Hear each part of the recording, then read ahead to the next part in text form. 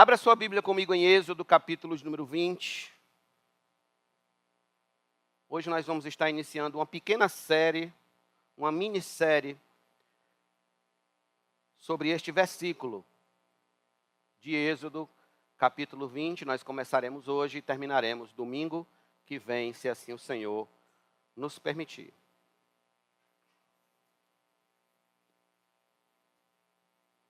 Êxodo, capítulo número 20, versículo número 17.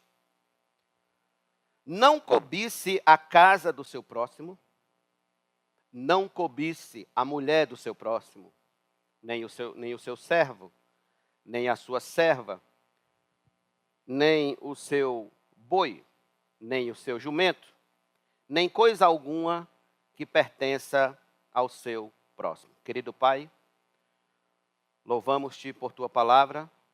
Sabemos que tu és Deus clemente, misericordioso, compassivo, grande em benignidade, que a tua ira é santa, que o teu amor é santo, que a tua justiça é perfeita, e nós precisamos aprender de ti. Rogo-te nesse instante que o Senhor me dê graça para ministrar a tua palavra. Me dê saúde. Dê, ó Deus, aos nossos corações sensibilidades para aprender, para receber, para compreender. Te agradeço por esse primeiro momento de louvor e de ceia, no qual tivemos o santo e glorioso privilégio de participar. E neste momento, Senhor, estaremos ouvindo a tua palavra, que é o pão do céu. Em nome de Jesus, fala aos nossos corações, por tua misericórdia, permanece conosco. Amém e amém. Pergunto, por que nunca estamos plenamente satisfeitos com o que temos? Porque nunca estamos plenamente satisfeitos com o que temos. Um repórter perguntou a um dos homens mais ricos do mundo, já falecido, John Rockefeller, quanto de dinheiro era necessário para se estar satisfeito. Rockefeller respondeu, $1 a mais. $1 a mais. Ou seja, enquanto houver dólar, não há plena satisfação. Matthew Henry, o comentarista, disse que quem sempre se contenta, embora tenha pouco, é muito mais feliz do que aquele que está sempre cobiçando, embora tenha muito. João Crisóstomo, o pregador conhecido como Boca de Ouro, disse que até mesmo a lascívia pode ser satisfeita temporariamente, mas a cobiça nunca. Ela nunca dorme, nunca descansa. A cobiça é o único pecado que supera a lascívia. Albert Moller, pastor e presidente do Seminário Batista do Sul, nos Estados Unidos, disse que a cobiça é como um vírus dentro de nós, o qual está nos matando quando nem sequer o vemos, o percebemos. Está lá quando achamos que está dormente. Preste atenção. O último mandamento é exatamente a advertência de Deus aos filhos de Israel sobre os perigos de se deixar dominar pelo pecado da cobiça. Eles deviam cuidar uns dos outros na terra de Canaã. E uma maneira eficaz de fazer isso era tendo cuidado com a cobiça do coração. Ali seria o lugar da prosperidade deles. Possuiriam bens que não tiveram como possuir na terra do Egito, onde foram escravos por exatamente 400 anos. Eles estariam vivendo um novo tempo, onde posses abundantes de terra, gado, servos, casas e tantas outras coisas fariam parte de suas vidas agora.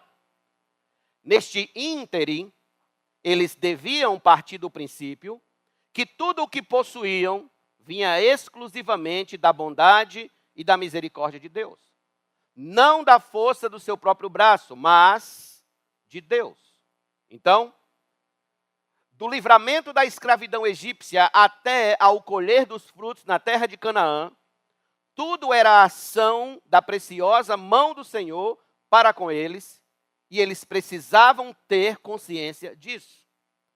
Não cabia a nenhum dos judeus, por conseguinte, viver cobiçando o que era do outro, cobiçando o que era do vizinho, cobiçando o que era da outra tribo, porque isso os colocaria numa categoria de gente infiel. Infiel e rebelde contra Deus.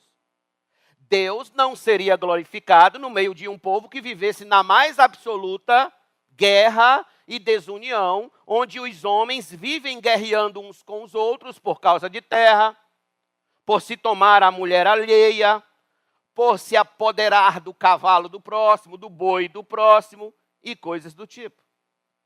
O 10º mandamento tem, portanto, a exata finalidade de evitar todos esses males na raiz, no nascedouro, na fonte, no lugar onde tudo é preconcebido. Deus já tinha falado a eles 9 mandamentos. Esses 9 mandamentos eram de caráter externo. De caráter externo a eles, externo aos seus corações. Mas o 10º mandamento tem um caráter interno. E é exatamente onde tudo se processa até que chegue à execução. A cobiça. A cobiça nasce no coração. No direito penal, quando você estuda direito penal brasileiro, no direito penal, por exemplo, não se pune aquilo que eles chamam de atos preparatórios. O que são atos preparatórios, pastor? Por exemplo, o indivíduo decide roubar um banco. Então, os atos preparatórios começam. Ele vai ver onde é que fica o cofre do banco. Não é crime querer saber como é que funciona o banco, onde fica cofre, onde fica isso. Então, depois ele vai comprar uma picareta para cavar o chão, para fazer um túnel até ir ao banco. Também não é crime comprar uma picareta ou coisas do gênero. Bem, aí estão os atos preparatórios. Mas diante de Deus, os atos preparatórios já são pecados. Já são um crime. Já são puníveis. Diante de Deus, o coração do homem está absolutamente desvelado. Não está encoberto de nada o coração do homem na presença de Deus. Não há nada na alma do homem que Deus não veja e não saiba. Não há absolutamente nada. Logo, é como se Deus estivesse dizendo aos filhos de Israel: antes de vocês pensarem que eu estou olhando só para o que vocês fazem ou deixam de fazer, eu também estou olhando para dentro de vocês, para o íntimo de vocês, para o lugar onde as intenções de cada ato e cada pensamento são processadas, são criadas. Estou olhando para o coração de vocês. Então, 1 Samuel 16:7, Deus disse para Samuel: o homem vê o exterior, porém o Senhor, o coração.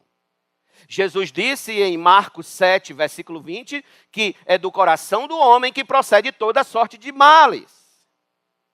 Pois bem, essa seria a batalha diária, contínua, constante dos filhos de Israel na terra de Canaã. Lutar contra a cobiça que vem do próprio coração. A cobiça que vem do fundo da nossa alma. No 10º mandamento, nós temos algumas lições importantes que devemos aprender para saber lutar efetivamente contra o pecado da cobiça. Então, nós daremos a primeira lição hoje e no domingo que vem terminaremos com as demais lições. Em primeiro lugar, é que o problema não é cobiçar. O problema é cobiçar errado. Então, a primeira lição que nós aprendemos aqui é: não é meramente cobiçar, mas sim cobiçar errado. Como assim, pastor?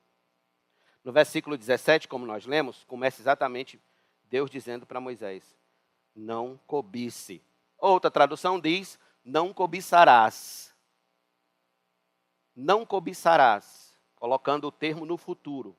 Já na Nova Almeida Atualizada, ele coloca o termo no presente: não cobice. Observe, a palavra cobiçar no hebraico é hamad. Ela é usada para expressar o desejar alguma coisa. Desejar algo. Ela é uma palavra neutra, indicando que a cobiça tanto pode ser boa quanto ser má. Apesar de que, para o português, a palavra cobiça, ela está muito mais ligada à maldade, ao que é ruim, ao que é pecaminoso, ao que é perverso. Mas a cobiça, de um modo geral, tanto pode ser boa quanto ser má. Ela tem como sinônimos, por exemplo, você pode verificar isso no seu Aurélio em casa, ela tem como sinônimo desejar, almejar, ambicionar. John Piper vai falar em um de seus vídeos sobre a importância de termos ambições santas. Ambições santas. Querer. Então, alguém pode legitimamente cobiçar, desejar, almejar um casamento santo. Ter filhos bem criados no Evangelho. Um bom emprego que glorifique a Deus. Ser um bom pai, uma boa mãe para a glória de Deus. Enfim, ter inúmeros bons desejos. A gente pode colocar assim, inúmeras boas cobiças. Vamos colocar assim. Entretanto, Deus, em sua infinita sabedoria, sabia que era impossível os filhos de Israel não quebrar esse mandamento. Aliás, os estudiosos dizem que os 9 primeiros mandamentos a gente consegue cumprir à risca. A gente consegue ser fiel ali à risca. Mas quando chega no 10º, desanda tudo. Tudo desanda exatamente quando a gente chega no 10º. Então Deus sabia que era impossível os filhos de Israel não quebrar esse mandamento. Porque Deus sabe que o coração caído do homem sempre se inclina, sempre se direciona, sempre aponta a cobiça, os seus desejos, os seus quereres para a direção errada. Por essa razão, quando ele diz que eles não deveriam cobiçar a casa, a mulher, o jumento, o servo e o boi do próximo, o sentido mais fiel aqui é: não direcione, não aponte o desejo do seu coração para aquilo que não é seu.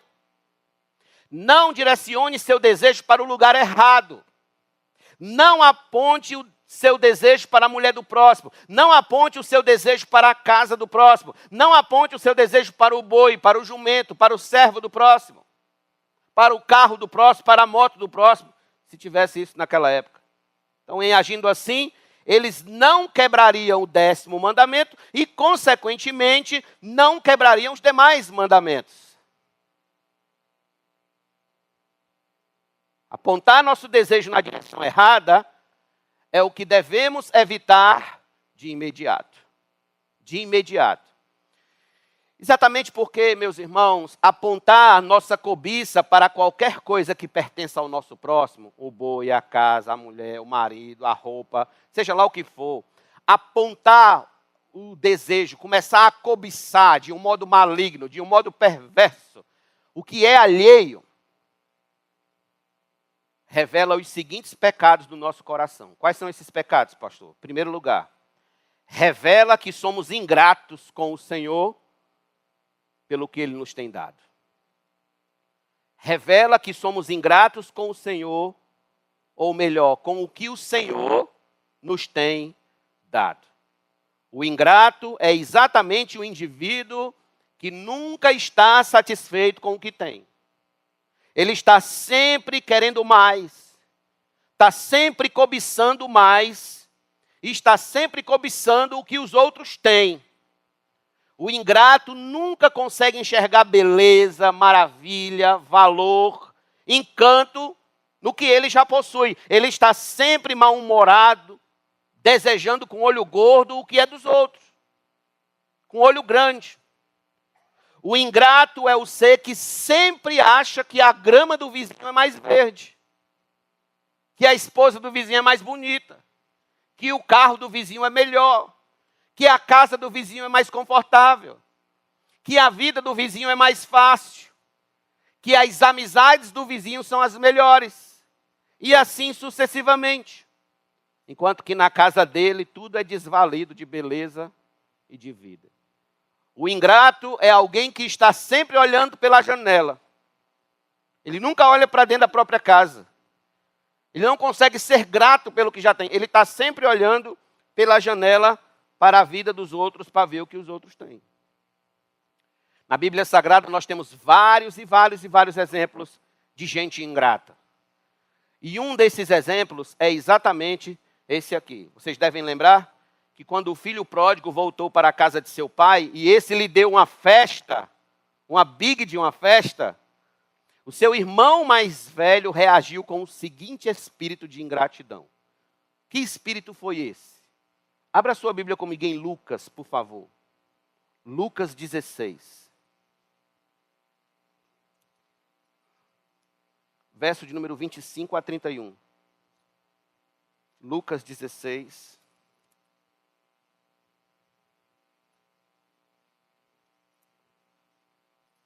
Perdão, Lucas 15, do 25 ao 31. Ora, o filho mais velho estava no campo. Isso, a festa já estava acontecendo, o filho pródigo já tinha se arrependido, pedido perdão ao pai, etc. Quando voltava, ao aproximar-se da casa, ouviu a música e as danças. Chamou um dos empregados e perguntou o que era aquilo. E ele informou, seu irmão voltou. E por tê-lo recuperado com saúde, o seu pai mandou matar o bezerro gordo. O filho mais velho se indignou e não queria entrar. Saindo, porém, o pai procurava convencê-lo a entrar. Mas ele respondeu ao seu pai, faz tantos anos que sirvo o Senhor e nunca transgredi um mandamento seu. Mas o Senhor nunca me deu um cabrito, nem sequer para fazer uma festa com os meus amigos. Mas quando veio esse seu filho, que sumiu com os bens do Senhor, gastando tudo com prostitutas, o Senhor mandou matar o bezerro gordo para ele. Então o pai respondeu, meu filho, você está sempre comigo. Tudo que eu tenho é seu. Outra tradução diz, tudo que é meu é teu. Mas era preciso festejar e alegrar-se porque seu irmão estava morto e reviveu. Estava perdido e foi achado. Tudo que eu tenho é seu. Tudo que é meu é teu. Perceba, o irmão do pródigo, ele tinha tudo ao seu alcance. Ele poderia simplesmente mandar matar um boi, um carneiro e festejar com seus amigos. Mas não. Ele não se satisfazia com isso. Ele cobiçou a festa do irmão. Ele cobiçou a alegria que foi dada a todos na fazenda pelo fato do seu irmão ter retornado à casa. Então ele age para com o pai com total ingratidão. É assim que somos quando direcionamos nosso desejo para o que é alheio. Agimos com ingratidão por aquilo que ele já nos deu. É como se disséssemos para Deus, Senhor, o que tu me destes não é bom. Tu és sempre bom com os outros, mas comigo. É como se a gente estivesse dizendo isso. E mais, é como se a gente estivesse dizendo, Senhor, comigo tu sempre erras. Melhor mesmo é o que tu dá a meu vizinho. Melhor mesmo é o que tu dá aos meus irmãos. Melhor mesmo é o que tu dá a eles.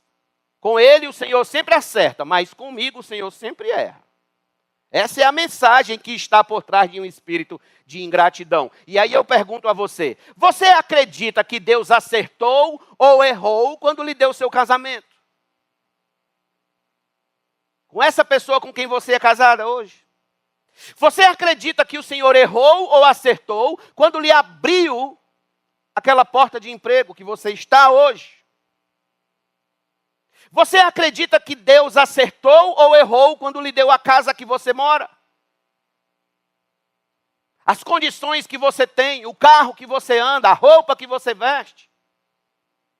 Você acredita mesmo que Deus erra quando dá alguma coisa a alguém? O ingrato acredita que sim.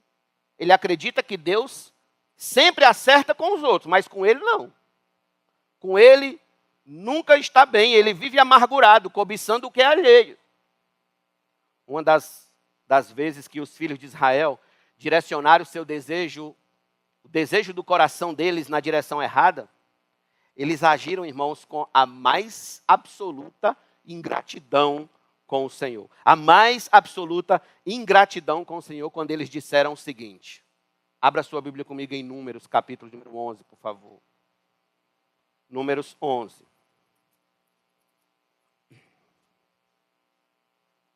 Verso de número 1 a 4.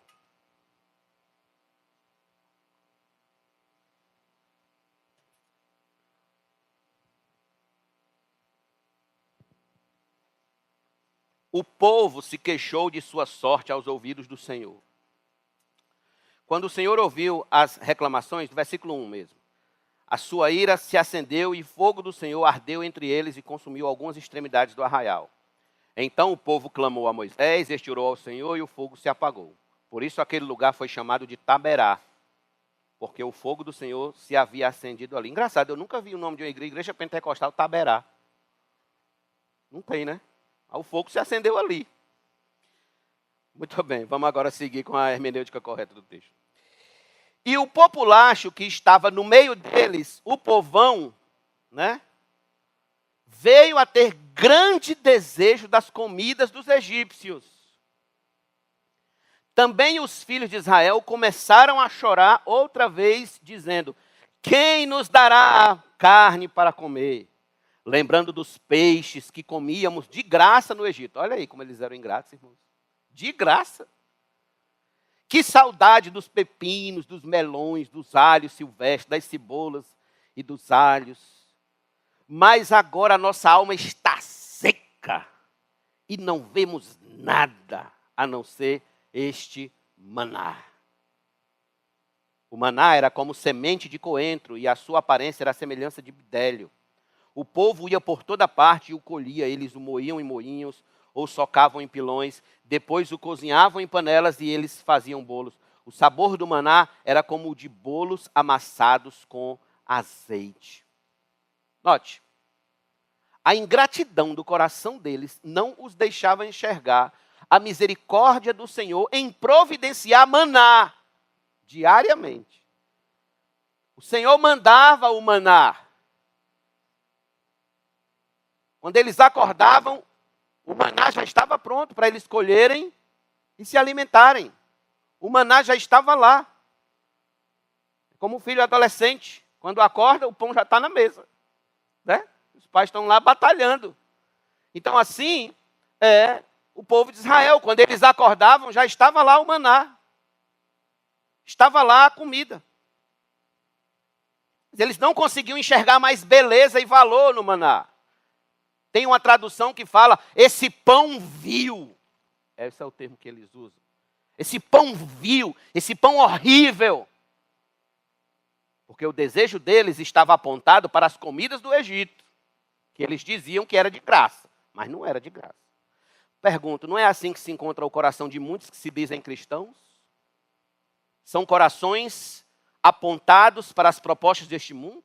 Almas direcionadas para os encantos da riqueza, da fama secular, corações direcionados para os prazeres do sexo ilícito, da prostituição, do lucro fraudulento, dos negócios corruptos, das mentiras, dos vícios que este mundo proporciona? Eu tinha um amigo que ele era um excelente cantor cristão. Não é o cantor cristão que a gente usa, não. Cantor mesmo, ele cantava. Muito bem mesmo, sabe? Daqueles nível de Sérgio Lopes para cima. Muito bem, muito bem. Várias vezes, em vários cultos de jovens que eu costumava pregar, ele estava lá cantando e encantando a todos com o seu talento. Ocorre que o coração dele começou a ser seduzido com as propostas de ser famoso, conforme o padrão do mundo. Aí ele começou a concorrer nesses programas da TV. Não tem esses programas da TV? De cantores? Ele começou a se inscrever e começou a concorrer, e concorrer, e concorrer, e concorrer. Pouco tempo depois, ele abandonou a fé, rompeu com a igreja e caiu no mundão mesmo, cantando música secular em busca da fama, em busca da glória humana. O coração dele cobiçou as comidas do Egito. Corações ingratos que não são felizes com o que Deus lhe dá. Era assim que estava o coração do populacho, lá em Números, capítulo número 11. Por isso que Deus falou sobre eles no Salmo 95, versículo 10. Durante 40 anos estive irritado com essa geração e disse: este é um povo que gosta de se desviar. Eles não conhecem os meus caminhos. Por que que eles se desviavam? Ingratidão. Que eram ingratos.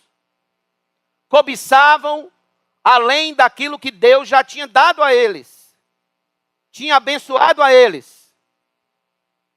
Será, irmão, se Deus não está desgostoso com alguns de nós, irado por direcionarmos os desejos do nosso coração para longe dele? Para longe da sua santa vontade? Aí eu pergunto, você é grato pelo que ele tem dado até hoje? Você é grato ao Senhor pelo que ele tem lhe abençoado, lhe presenteado? Pelo emprego que tem? Pela família que tem? Pela casa que tem? Pelos bens que tem? Você é grato ou você é ingrato? Pela saúde? Eis aqui um excelente aferidor do grau de gratidão a Deus. Ou seja, quanto mais meu coração cobiça o que é alheio, mais ingrato eu sou. Quanto menos eu cobiço o que é dos outros, mais grato eu sou a Deus pelo que já tenho. Que a nossa oração seja como a de Davi no Salmo 103, versículo de número 2. Bendize, ó minha alma, ao Senhor, e não te esqueças de nenhum só de seus benefícios. Alguém disse, tenho ouvido milhares de confissões, mas jamais sobre a cobiça. Ninguém chega para dizer, rapaz, eu quero confessar um pecado. Não é que o meu coração gosta de cobiçar o que é alheio. Ninguém confessa esse tipo de pecado. É raro. Poucos de nós têm a coragem de fazer isso. Pois bem, quando a gente aponta o nosso desejo para o que é dos outros, nós revelamos ingratos a Deus. Porém, há algo mais. Há um pecado a mais. Qual é, pastor? Segundo lugar, revela que somos invejosos. Revela que somos invejosos. A inveja é exatamente a cobiça dos olhos e do coração postos no lugar errado. Os filhos de Israel não deviam cair nessa de olhar para o casamento, as posses, o estilo de vida do próximo e invejar. Invejar aquilo. De cair nessa armadilha. Isso seria absolutamente tolice. Poucas coisas, irmãos, são tão terríveis nesse mundo do que um homem ou uma mulher carcomidos de inveja da vida alheia. É muito feio. Vocês lembram porque aconteceu o primeiro homicídio no mundo? Deus aceitou o sacrifício de Abel, mas rejeitou o sacrifício de Caim. Então, em Hebreus, capítulo 11, versículo 4, o escritor disse, pela fé, Abel ofereceu a Deus um sacrifício mais excelente do que Caim, pelo qual obteve testemunho de ser justo, tendo a aprovação de Deus quanto às suas ofertas. Por meio da fé, mesmo depois de morto, ainda fala. Por que ele foi morto? Por causa da inveja do irmão. Cobiçou no coração o elogio que Deus fez a seu irmão. Perceba, se colocarmos nossos olhos no casamento do próximo, no carro do próximo, na casa, no apartamento, na conta bancária, nas vestes, na marca da maquiagem que a outra usa, na marca de sapato, na bolsa, no relógio, nas panelas, no sucesso, na fama, e cobiçamos malignamente em nosso coração o que o outro tem, estamos jogando no time de Caim, no time dos invejosos. Jó capítulo 5, versículo 2 diz: porque a ira mata o insensato e a inveja destrói o tolo. Provérbios 14:30 diz: o ânimo sereno é a vida do corpo, mas a inveja é a podridão dos ossos. E em Provérbios 27:4 diz: cruel é o furor e impetuosa é a ira, mas quem pode resistir à inveja? Quem pode? Aí eu pergunto, você já conviveu com alguém invejoso ou invejosa? Na família, no trabalho. Sempre tem um colega, um cunhado, uma pessoa com esse espírito maligno. O que você acha de um homem invejoso ou de uma mulher invejosa? O que é que você acha? Você acha bonito ser invejoso? Você acha bonito ser invejoso? Uma pesquisa realizada apontou que há 5 tipos de invejosos. 5 tipos de invejosos. Preste atenção. Primeiro, o invejoso competitivo. É aquela pessoa que vive em uma constante competição unilateral com você. Ela está constantemente competindo, tentando mostrar que é melhor que você, que faz mais que você, que em tudo ela é bem mais viva do que você. Por mais que ela não fale sobre isso abertamente. Mas é fácil perceber pelas atitudes que ela está constantemente tentando provar que é melhor do que você. Segundo tipo de invejoso, o invejoso sarcástico. Esse é o tipo de invejoso que tem um senso de humor completamente distorcido e tenta esconder os próprios defeitos. Por outro lado, fica com piadas sarcásticas com os defeitos dos outros. Tem um invejoso, terceiro lugar, o invejoso à espreita. É o invejoso que finge estar sempre ao seu lado e apenas observa a sua vida passar, torcendo para que algo de errado aconteça, para que ele possa olhar para você e dizer: eu não falei que não ia dar certo.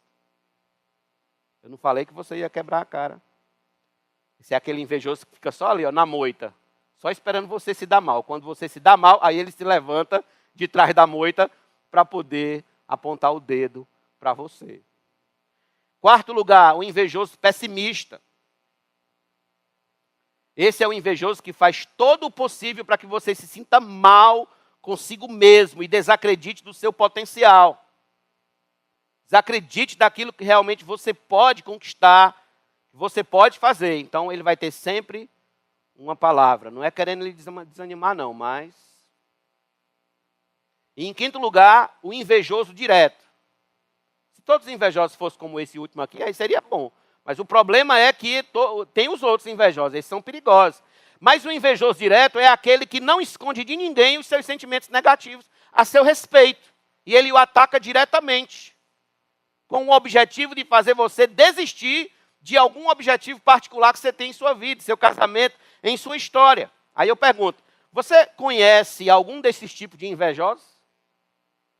Eu conheço. E aqui, irmãos, abre-se o desafio para nós. Verificar o nosso coração, fazer um autoexame e ver se nós não estamos enquadrados aí entre esses cinco tipos de invejoso. O invejoso competitivo, o sarcástico, o à espreita, o pessimista e o direto. A gente tem que ter cuidado com isso aqui. Verificar o nosso coração e ver para onde a gente está apontando os desejos do nosso coração. E lutar contra isso, batalhar contra isso.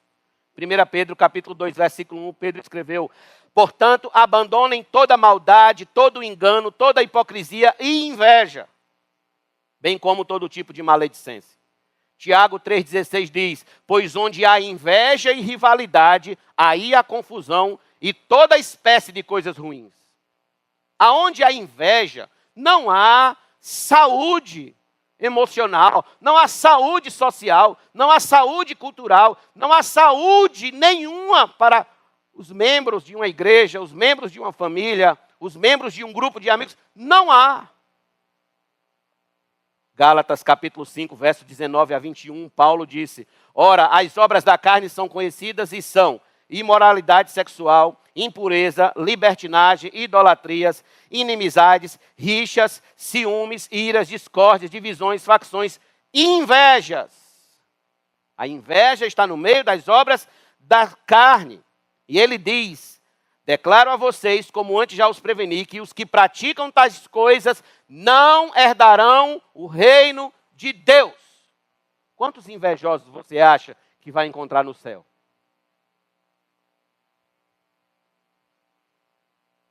Cuidado com os invejosos. Cuidado para você também não ser invejoso. Peça para que Deus proteja seu coração disso. Proteja sua alma daquilo que tem sobejamente na alma do diabo, que é a inveja. Ele tem inveja de Deus, ele tem inveja do povo de Deus, ele tem inveja dos santos de Deus. Esse sentimento é do coração do diabo, não é do coração de Deus.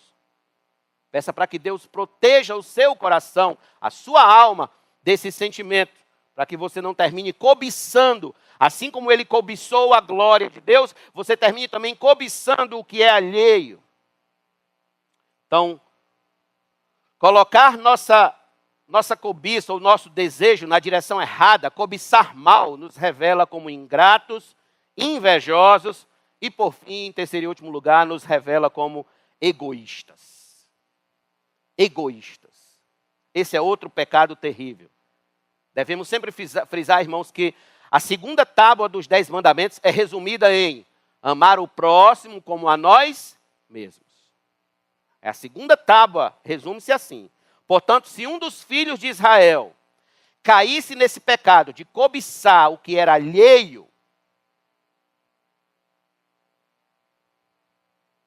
ele não estaria amando ao próximo. Pois, por certo,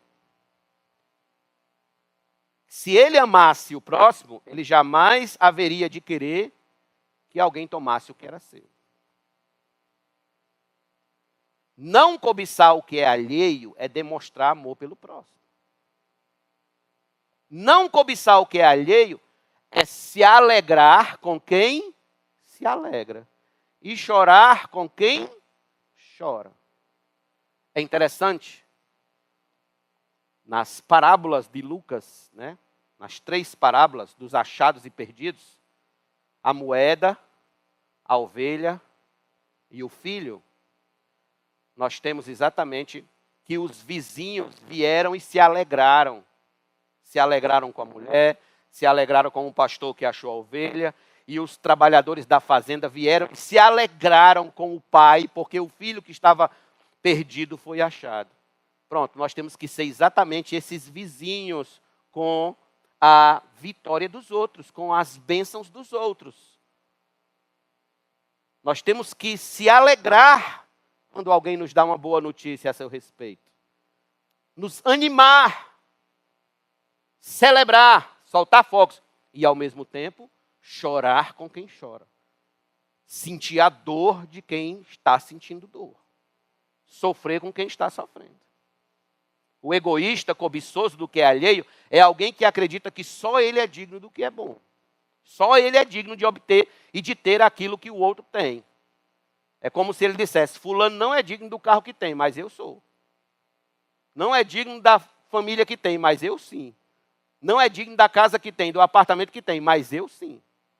O egoísta, ele desconhece absolutamente o que significa amar ao próximo como a si mesmo. Para o egoísta, ele só sabe amar a si mesmo como a si mesmo. Como era que Jesus confrontava um homem que se julgava obediente aos mandamentos? Vocês lembram? Abra sua Bíblia comigo em Lucas, capítulo número 10, por favor. Lucas 10. Verso de número 25 em diante.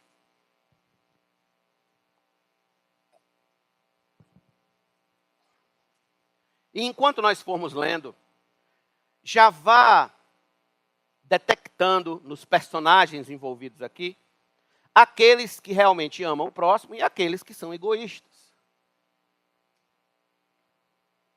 Eis que certo homem, intérprete da lei, se levantou com o objetivo de pôr Jesus à prova e lhe perguntou: Mestre, que farei para herdar a vida eterna? Então Jesus lhe respondeu: o que está escrito na lei, como você a entende?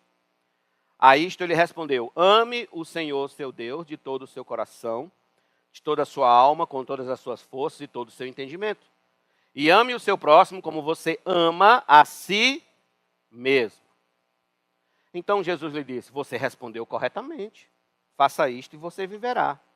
Mas ele, querendo justificar-se, não querendo ficar por baixo, perguntou a Jesus: quem é o meu próximo? Jesus prosseguiu dizendo: um homem descia de Jerusalém para Jericó e caiu nas mãos de alguns ladrões. Esse caminho de Jerusalém para Jericó, aproximadamente 24 quilômetros, 25 quilômetros, essa estrada era muito perigosa, muito perigosa. Era você caminhar meia-noite no beco do Zé Borja aqui. É complicado, viu? Então veja bem, ele diz: estes, depois de lhe tirar roupa e lhe causar muitos ferimentos, retiraram-se deixando-o semi-morto. Por casualidade, um sacerdote estava descendo por aquele mesmo caminho e vendo aquele homem passou de largo. Passar de largo significa passou longe. Por casualidade, não de igual modo, um levita descia por aquele lugar e vendo-o passou de largo. Certo samaritano que seguia o seu caminho passou perto do homem e vendo compadeceu-se dele e aproximando-se fez curativos nos ferimentos dele, aplicando-lhes óleo e vinho. Depois colocou aquele homem sobre o seu próprio animal, levou-o para uma hospedaria e tratou dele. No dia seguinte, separou 2 denários e os entregou ao hospedeiro, dizendo: cuide deste homem, e se você gastar algo mais, farei o reembolso quando eu voltar. Então Jesus perguntou: qual destes 3 lhe parece ter sido o próximo do homem que caiu nas mãos dos ladrões? O intérprete da lei respondeu: o que usou de misericórdia para com ele. Então Jesus lhe disse: vá e faça o mesmo. Olha, veja o sacerdote e veja o levita. Eles só pensaram neles. Só pensaram no seu bem-estar, em não se envolver com aquela situação complicada. Naquela situação, eles não ligaram nem para o SAMU, né? Poderiam ter pelo menos ligado para o SAMU, mas nem isso, eles simplesmente foram embora. Passaram com total e absoluta indiferença. O egoísta é alguém que só pensa em si, ele é profundamente indiferente à dor do outro, à necessidade do outro. Ele é profundamente indiferente a isso. Ele não está preocupado. Isso revela a podridão de uma alma egoísta, gananciosa, cobiçosa. Aí eu pergunto: com quem você se assemelha nessa parábola? Com quem você se assemelha nessa parábola?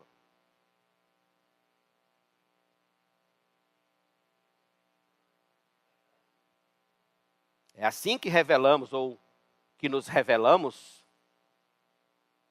quando direcionamos nossos desejos para o que é alheio, egoísta. Nos tornamos pessoas egoístas. Nos tornamos pessoas que só querem tudo para si. Não permite que o outro tenha também vantagens e benefícios e coisas boas. A gente só quer tudo para si. E isso não tem nada a ver, abrindo aqui um parêntese bem aparentado, isso não tem nada a ver com comunismo e capitalismo. Tem nada a ver. Isso é uma questão de coração pecaminoso, perverso, malvado. Porque o capitalismo é que gera nas pessoas esse desejo de tomar o que ela... Tem nada a ver. Leia a Revolução dos Bichos, de George Orwell, e você vai ver lá a crítica que ele faz exatamente ao comunismo. Porque não é uma questão de capitalismo e comunismo, aí fica essa tolice, essa bobagem.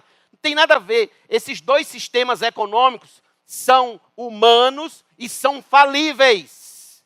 Tanto o capitalismo tem suas falhas, quanto o comunismo é uma falha. Então, assim, todos têm problemas, são os seus problemas. Não existe essa de porque é A ou B. Não! Fecha parênteses. É uma questão do coração humano.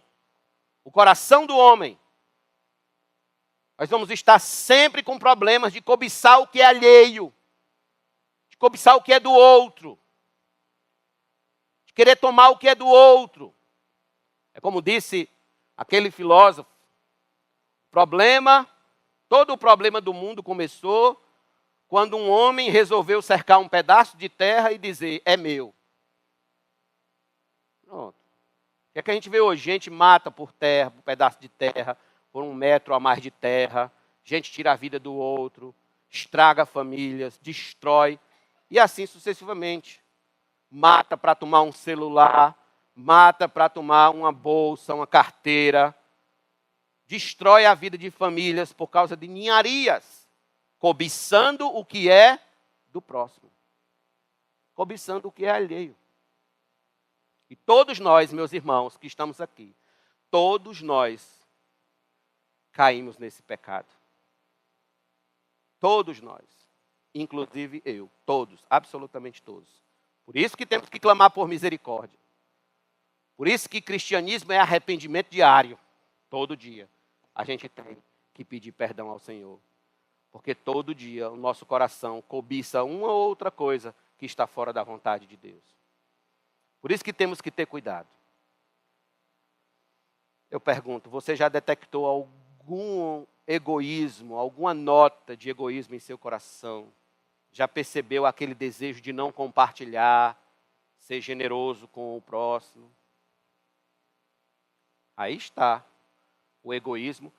E o egoísmo ele tem por raiz a cobiça. Certo? Então entenda, eu coloquei que a cobiça ela é a raiz da ingratidão, da inveja e do egoísmo. Certo?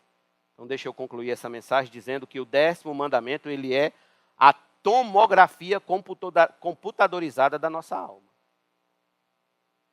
A tomografia computadorizada da nossa alma. Ele mostra quem realmente nós somos. Quem realmente nós somos. Revela as rugas do nosso coração caído. Portanto, veja para onde os desejos do seu coração estão inclinados. Para onde se apontam os desejos do seu coração. Pois isso tem consequências. Tem consequências. Ninguém gosta de conviver com gente ingrata, invejosa. Ninguém gosta. Quem gosta? Egoísta, que só pensa em si. Puxar o tapete dos outros para se dar bem. Ninguém gosta. Mas tudo isso nasce de onde? Da cobiça. Nasce da cobiça. Foi o que nós falamos hoje pela manhã aqui na reunião da liderança. Nasce de um coração apartado de Deus. Deus tenha misericórdia de nós, meus irmãos, e nos ajude a viver as Escrituras fielmente. Fielmente. Salmo 119, 36. Esse deve ser o nosso pedido hoje à noite. Você não sabe o que pedir a Deus hoje à noite? Pronto, pois eu vou lhe dizer aqui o que você deve pedir a Deus. Salmo 119, versículo 36. Inclina o meu coração aos teus testemunhos e não à cobiça. Inclina o meu coração aos teus testemunhos e não à cobiça. Oremos. Muito obrigado, Deus, pela tua palavra.